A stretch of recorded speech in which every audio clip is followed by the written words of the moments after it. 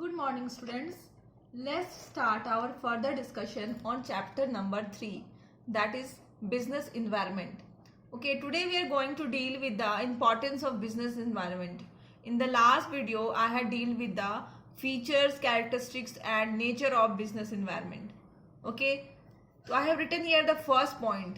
First point is enable the firm to identify opportunities and getting first mover advantage.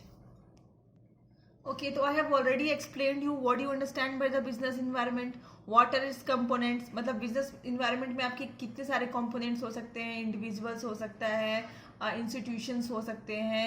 तो जो business environment को अगर businessman properly scan करना आ जाए उनको, ठीक है, बिजनेस स्कैनिंग इन्वायरमेंटल स्कैनिंग भी आपको मैंने एक्सप्लेन किया था. इसका मतलब क्या है कि बिजनेस में जो कुछ भी फ्यूचर में होने वाला है उसको अभी से उसको प्रिडिक्ट कर लेना, वो क्या होता है, इन्वायरमेंटल स्कैनिंग.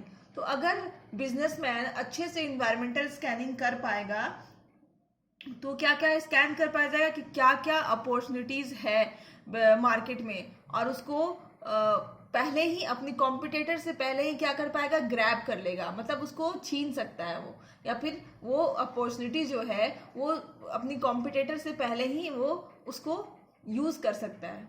ओके, तो this is the end getting first mover advantage का मतलब यही होता है कि वो क्या करेगा कि सबसे पहले इन्वायरमेंट को, बिजनेस इन्वायरमेंट को स्कैन करेगा बिजनेसमैन, और क्या करेगा कि मैक्सिमम बेनिफिट जो होता है बिजनेस से वो अपने कॉम्पिटिटर से पहले ले लेगा. इसी को बोलते हैं गेटिंग फर्स्ट मूवर एडवांटेज. अभी मैं हम लोग इसके एग्जाम्पल देखे तो जो हम लोग आपके जो बुक में है वही एग्जाम्पल मैं बता रही हूँ. मैं आपके बुक को ही फॉलो कर रही हूँ, दैट इज पूनम गांधी को. ओके, इसमें एग्जाम्पल बताया गया है कि Maruti company was the first company जिन्होंने ये रिकॉग्नाइज किया कि स्मॉल कार की जरूरत है.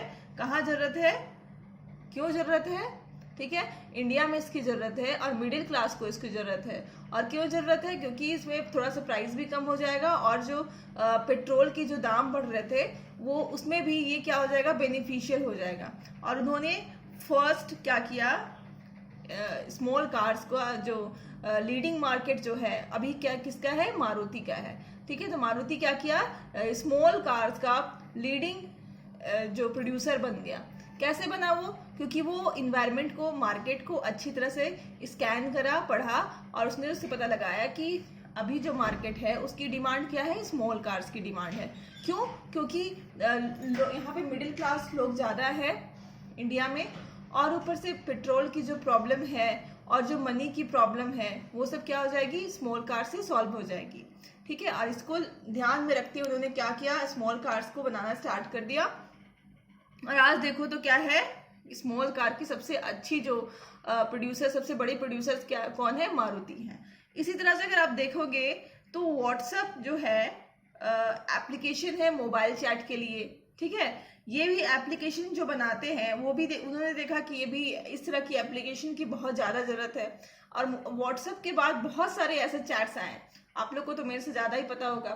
ठीक है, but the WhatsApp is the leading mobile chat till now.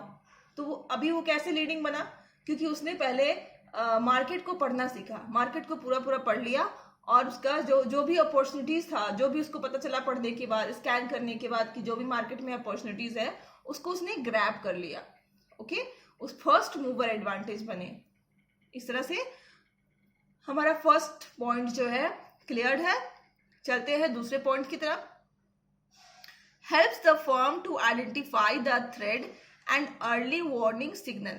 ठीक है, अब दूसरा क्या, क्यों इन बिजनेस इन्वायरमेंट इंपॉर्टेंट है, क्योंकि ये जो बिजनेस फर्म को आइडेंटिफाई करना सिखाती है कि थ्रेड कहाँ कहाँ है. थ्रेड मतलब जिससे नुकसान होने वाला है, लॉस होने वाला है.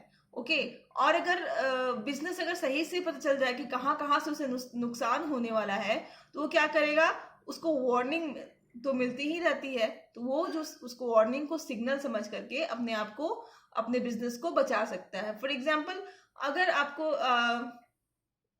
अगर आपकी जो प्रोडक्ट है, ठीक है, वो मार्केट में नहीं चल रही है, कैसे पता चलेगा, कुछ कुछ जो कस्टमर्स है वो रिफ्यूज करते जाएंगे कि ये मार्केट, ये मुझे नहीं चाहिए, ठीक है। तो ये आपको पता चल जाना चाहिए कि क्या है, मेरे प्रोडक्ट को जो कस्टमर्स हैं वो क्या कर रहे हैं, रिफ्यूज कर रहे हैं। तो आप क्या करोगे, उससे बेटर क्वालिटी या तो फिर उसमें कुछ भी आप कुछ ट्विस्ट डाल करके उसी प्रोडक्ट को मार्केट में लेकर के आओगे, ताकि जो लोग रिफ्यूज भी कर रहे हैं वो क्या है, फिर से आपके प्रोडक्ट को एक्सेप्ट कर पाए। तो सडनली क्या होता है, लॉस नहीं होता है। कुछ ना कुछ सिग्नल्स जो है, जैसे आपको पता है कि सारे कस्टमर्स जो है वो एक ही बार तो नहीं रिजेक्ट करेंगे प्रोडक्ट को, ठीक है। शुरू में कुछ कस्टमर्स करेंगे, फिर नंबर कस्टमर्स की इंक्रीज हो जाएगी जो आपकी प्रोडक्ट को रिजेक्ट कर रहे हैं। In the same way day by day आपको थोड़ा थोड़ा जो है नोटिस में आते जाएगा कि लोग आपकी प्रोडक्ट को रिजेक्ट कर रहे हैं। तो वो क्या है, एक वार्निंग है, ओके। तो उस वार्निंग को अगर आप पढ़ लोगे तो आपको एक सिग्नल मिल जाएगा और आप अपनी जो बिजनेस है उसको बचा सकते हो। इसका भी आपका एग्जाम्पल जो आपकी बुक में दिया हुआ है ये है कि मारुति उद्योग कंपनी जो थी उसे एक इंफॉर्मेशन मिली। इंफॉर्मेशन ये थी कि बहुत सारे foreign car manufacturing company India में अपने बिजनेस एस्टैब्लिश करने वाले हैं। उन्होंने जैसे ही इन्वायरमेंट को स्कैन किया, उन्हें ये खबर मिली। ये क्या था, उनके लिए थ्रेड थी। तो उसने क्या किया कि अपना जो कार का प्रोडक्शन था वो बढ़ा दिया।